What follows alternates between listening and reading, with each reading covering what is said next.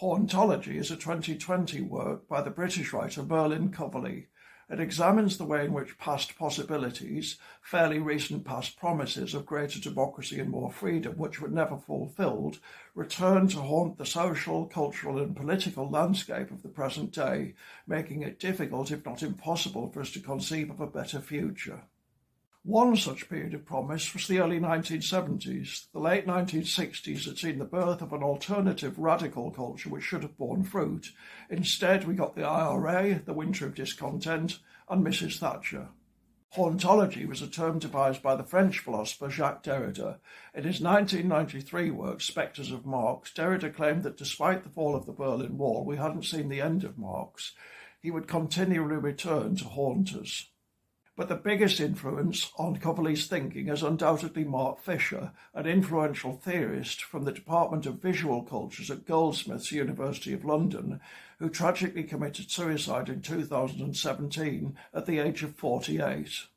Hauntology is really a summative assessment of Fisher's position, and Coverley doesn't really depart from that position.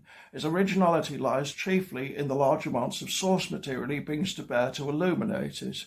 His thinking is probably best encapsulated with a quote from Fisher on page 267. What is being longed for in hauntology is not a particular period, but the resumption of the processes of social democratization and pluralism. What should haunt us is not the no longer of actually existing social democracy, but the not yet of those futures which popular modernism trained us to expect, but which never materialized.